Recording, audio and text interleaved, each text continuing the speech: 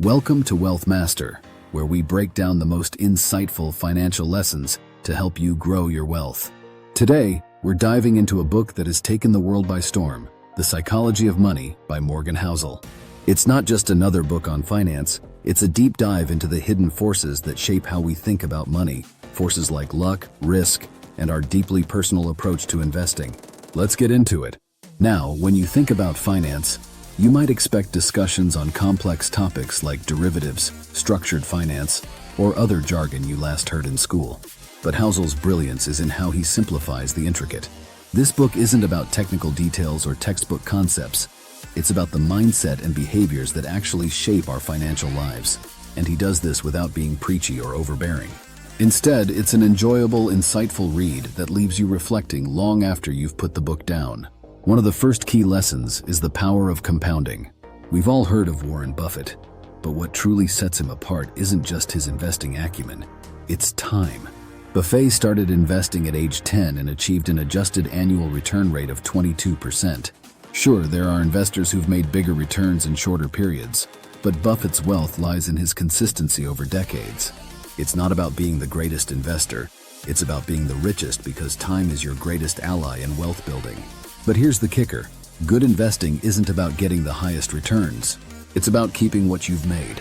And that's where so many investors go wrong. They focus solely on making money, taking risks and staying optimistic, but forget about preserving it. To hold on to your wealth, you need humility, even fear. Fear that what you've built could be taken away in a flash if you're not cautious. This balance between risk-taking and protecting your wealth is crucial. That brings us to another counterintuitive but essential point.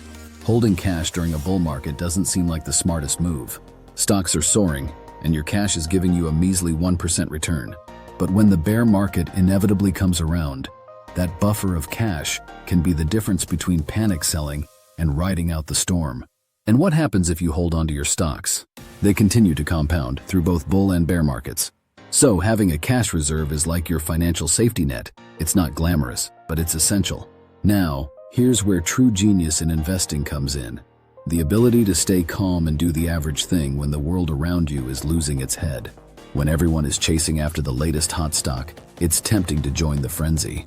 But Housel reminds us that real wealth comes from building a solid, diverse investment base, one that balances out the losers with steady, reliable winners over time. The slow and steady investor often outlasts the high-flying risk-taker. Let's talk about spending for a moment. Spending money makes us feel rich, right? That new car, the lavish vacation, it's visible, it's tangible, it gives us a rush. But here's the paradox. Staying wealthy isn't about spending, it's about keeping your wealth hidden. It's about unspent income. It's about the freedom to control your time and shape your life, rather than being a slave to your purchases. True wealth is the ability to choose how you spend your time, not how you spend your money.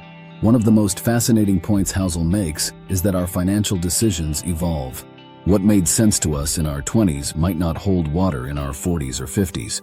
We are constantly changing. Our goals, our values, our aspirations shift over time, and so should our financial strategies. The mistake is in sticking with a financial plan that no longer fits who we are or where we want to go. And let's not forget that not all investors are playing the same game. Some are looking decades ahead. Others are focused on the next few years. Then there are day traders who are just trying to make it to lunchtime with a profit. It's dangerous to take advice from someone who's playing an entirely different game than you are. If your goal is long-term wealth building, taking advice from a day trader is like getting marathon tips from a sprinter. Lastly, a profound yet simple truth. You don't always need a specific goal to save or invest. Sure, that dream house or your kid's college fund are important, but saving for the sake of saving is a worthy goal in itself. Life is unpredictable, and curveballs can hit when you least expect it. Having that financial cushion gives you the ability to handle life's uncertainties without having to make panic-driven decisions. What makes The Psychology of Money a lasting, powerful read is not just its principles, it's the stories, the historical references, and the real-world anecdotes Housel uses to illustrate his points. These examples bring life to the ideas, making them relatable and applicable no matter your financial background.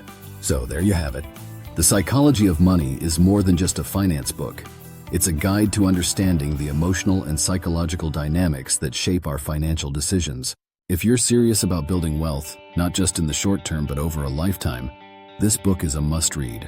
If you found value in this review, hit that like button, subscribe to Wealth Master, and let us know in the comments, what's the biggest financial lesson you've learned in your journey?